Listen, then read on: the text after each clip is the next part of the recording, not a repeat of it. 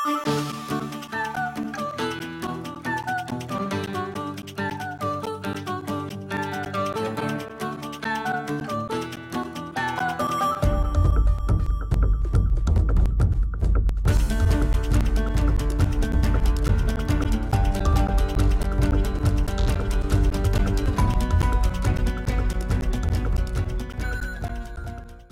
nga ba ang isang konyo?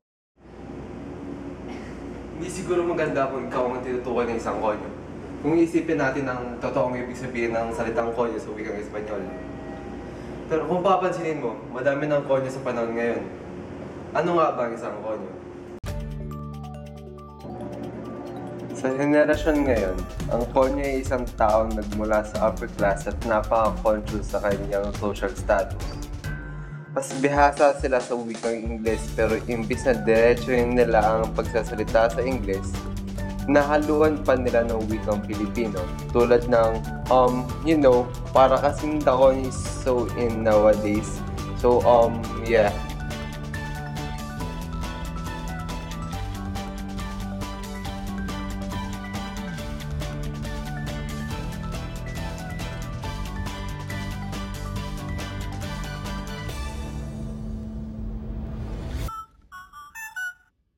Isang konyo? Siguro parang, yeah, like, so konyo, ito, para sa akin, isang konyo ay taong rich, good. Yung konyo, ito yung parang paghahalo ng dalawang salita, parang languages, yung English at Tagalog, na parang most of the silence parang sanay sa English tapos dahil tinuturo ng mga teachers sa Tagalog parang na-imimix na nila yung expressions nila. So, Go. Pagkatapos ng isang sentence, laging nilalagyan ng kasi sa dulo ng mga sa dulo ng sentence. Konyo para sa akin yung nagpupumilit mag-English na pwede mo namang idiretso ng Tagalog kung magsasabi na ganun. Tapos, ayun, basically yung nagpupumilit lang. Konyo for me is yung masyadong nagiging Taglish yung sentences nila. Like, masyadong minimix together yung English and Tagalog in a really bad way. Sobrang pangit na yung sound. That's about it. I swear, I'm not kidding. I'm not joking. So basically, your konyo. Yeah, I'm really funny.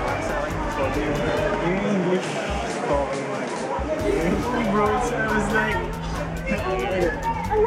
Para sa akin, parang okay lang yung English, pero sana tama yung grammar. Kasi maganda siya sa English. Para sa akin, yung parang pinipilit mo ng English na hindi naman talaga well-versed sa English. konyo para sa akin is the ones that, talk about annoying things. They're like really, really noisy and they mix Tagalog words to English. Like, like that. Pero, seryoso. Yung mga Tagalog na mga sinasalita na, parang minsan, it's a little too much than the average. Kasi parang, sometimes, yung mga tao na nagkukonyo, sila na yung parang nag-feeling na kaya talaga nila mag-English, pero hindi. Gusto nila magtunog American, pero they end up being nakakainis.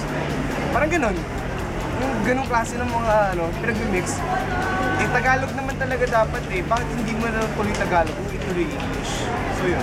Ang konyo para sa akin yung mga mahilig magsabi ng word na like. Tsaka yung medyo pag manamit. Pag lalaki, alam mo yung mga shorts na medyo maikli. Tapos yung mga naka-polo shirt. Good. Sample na naman. Wala kasi yung shorts na pinupold. Alam niyo yun, yung folded Hindi, shorts. paano yung pagsabi? Sir, like, the equation is like 4 over like 6 minus like, like, ganun lang para sa akin. Mahilig sila magsabi ng word na like, parang yung indicator, di ba, ng mga ganun. Ano konyo para sa akin? Yung mga rich kid na parang hindi marunong mag-Tagalog. Yung parang wala sila sa Pilipinas. Mga foreigners sila sa bansa.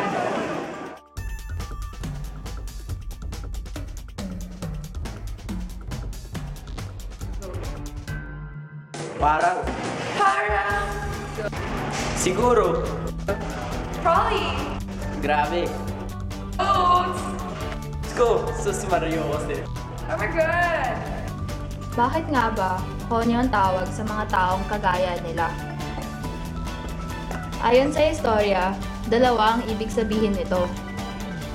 Noong panahon na tayo sinakop ng mga Espanyol, ginamit na daw ang salitang ito para pantukoy sa mga insulares o mga Spanish mestizos na lumaki sa Pilipinas. Ngunit ginagamit rin ito para pantukoy sa mga babaeng gustong ipataas ang kanilang social status, kaya't sila ay nagiging parang prostitute. Sila ay tinawag na mga social climber at ang konyo ang ginamit na slang word para dito.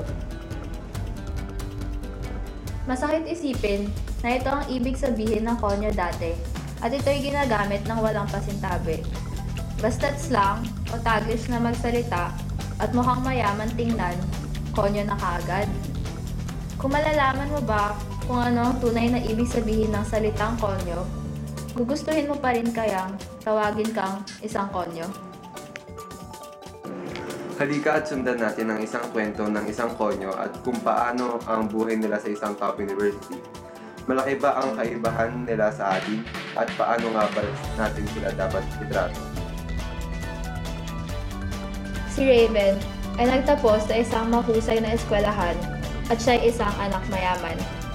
Halos lahat ng tao na nakapaligid sa kanya ay mga mayayaman at elitista.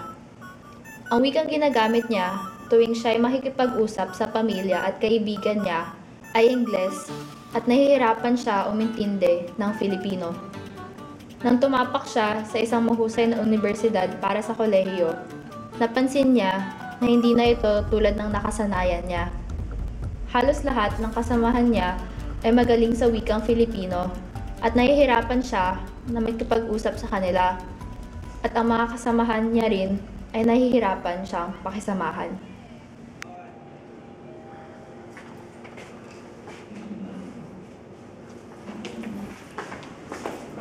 Uy!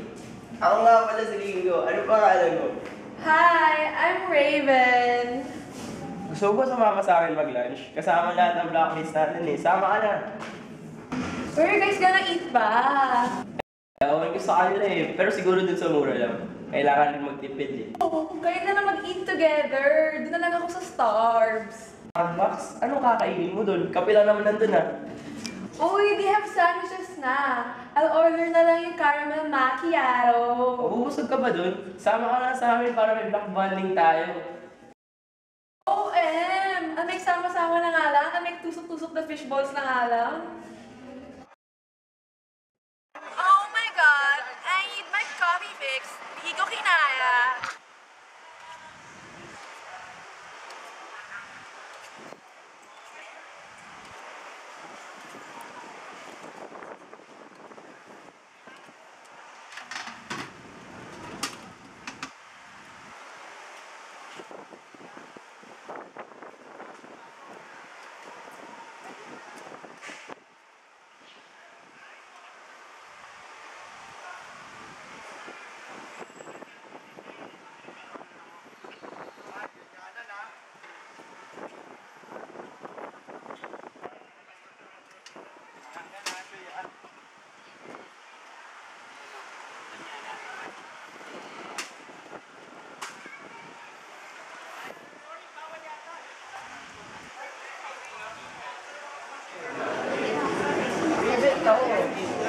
What the hell is that? Taho? Ew! What the hell? Oh my god, what the hell is that? Is that tusok-tusok? Oh my god. It's showy. What? No, it's tusok-tusok. What the hell? Hi guys, you know, that's so weird. What's taho and tusok-tusok? You got... Ew! Oh my god. OM. Try mo. Ay, bigo.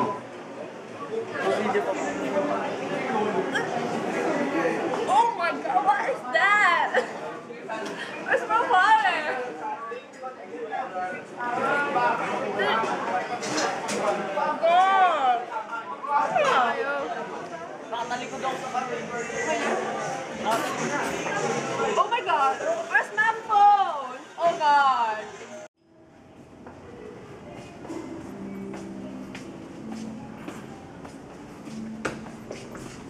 Uy, Linggo! Uy, Jerry, musta? Ayos lang.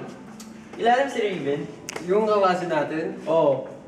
Bakit? Anong meron? Sobrang social eh. Ganun talaga, nasa na tayo ngayon eh. Di Maraming dapat- ganun tao. Di dapat ganun. Tapos, nagla-lunch pa sa Starbucks. Ganun talaga pag anak mayaman, Linggo. Di dapat talaga ganun eh. Ganun eh. OMG, this is so mahirap. Grabe, I can't even understand Filipino. Grabe talaga. I mean, gagamitin ko ba to someday? I mean, di naman eh. As in, I think I will fail na. As in, like, oh God. As in, what's this? Mahaba ang... What? Oh my goodness. Oh God. Papahelp na nga ako. OMG! Wow! I'm in shock! Oh God!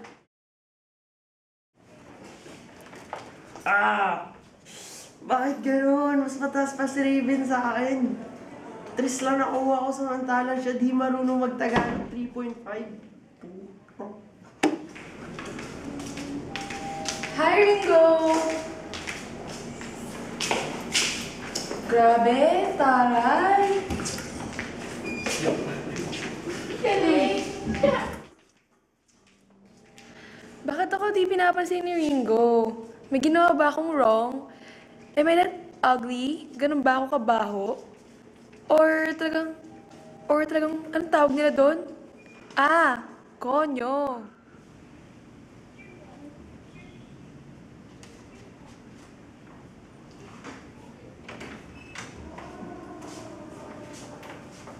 Hi, Ringo! Huwag ka nga lumapit sa akin. Bakit? Iya naman ako sa grade mo. 3.5. Ilan ka ba? 3 lang ako, tas ikaw, di ka nga marunong mag-Tagalog eh. Eh, I'm trying naman ah. Di mo ba alam, halos mamatay ako sa makakaaral doon, tas ikaw, easy-easy lang. Sinusubukan ko naman ah. Ay, may patulong eh. Hindi dapat ganun. Dapat marunong ka talagang magsalita ng sarili mong wika. Ano ba naman yan?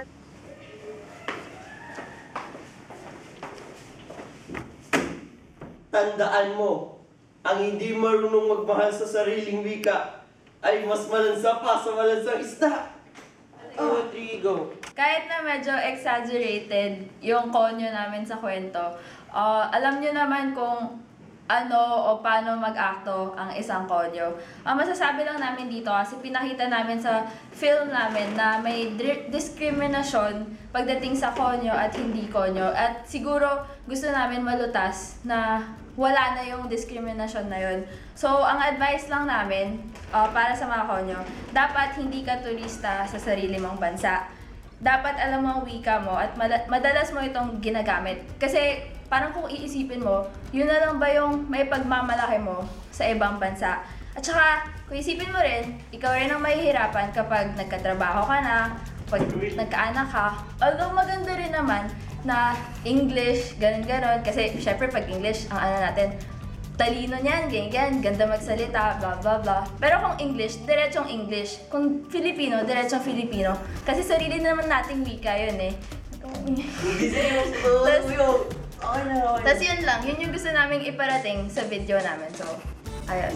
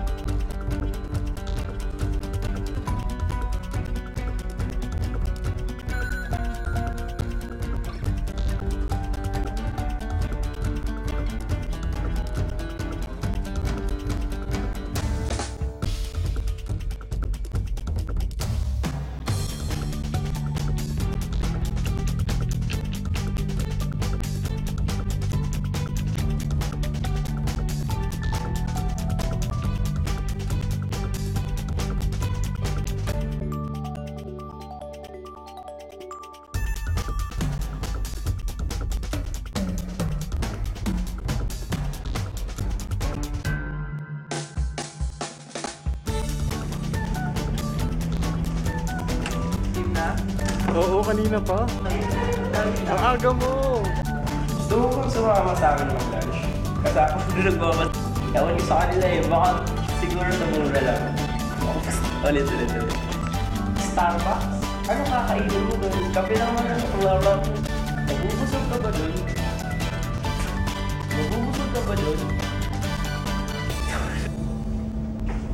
Uy, gago. Stop yung burag ah. Okay. Uy, Jerry, stop. Uy, kilala mo si Raven? O, yung kaklase natin. Grabe naman yun. Pinaka-social. Isa ko social ngayon. Wait lang. Ang bilis niya maglakad eh. Ay! Pagano niya yung lakad.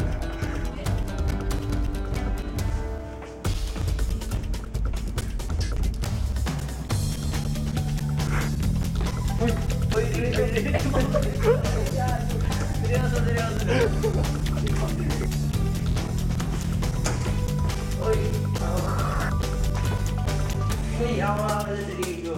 Ano ba sa Rigo? They have sandwiches na. I'll order na lang. They have sandwiches na. I'll order na lang. Oh my God, Rico. Ikaw, oh my God, Rico. Ikaw ang inaya. Oh my God, Rico. Ikaw ang inaya. Tama. Okay. 1, 2, 3, go.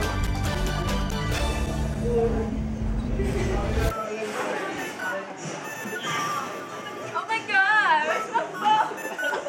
Fake! Here you go. Where's my phone? Oh my God!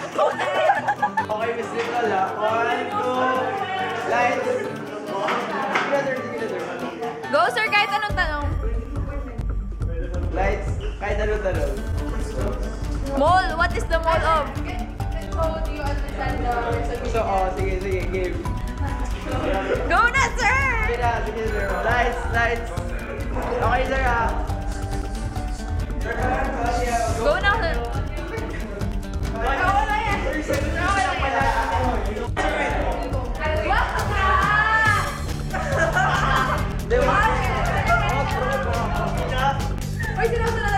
Go na, sir, go! Huwag kayo maingay! Uy, huwag maingay. Uy, sige na, ako na kami. Sir, forward na kami, guys. 1, 2, 3, sir. You understand what I'm telling you. Sir! Nico gets it! Sir, tulungan mo ako sa problem! Go! Di ko kinaya. Sige, go! Wow! Sisingit ka bigla ah. Upo ka dyan, tapos hindi ka makarelate sa kanila. 1, 2, 3, go!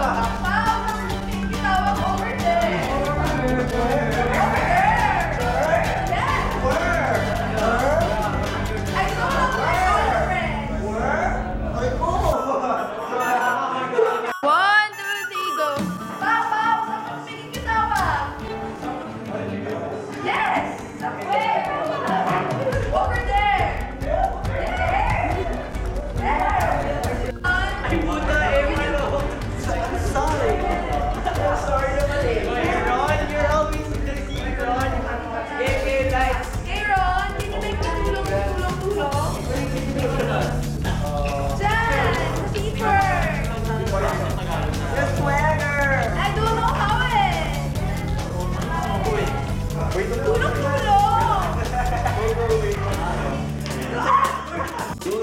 Ay, wala pa.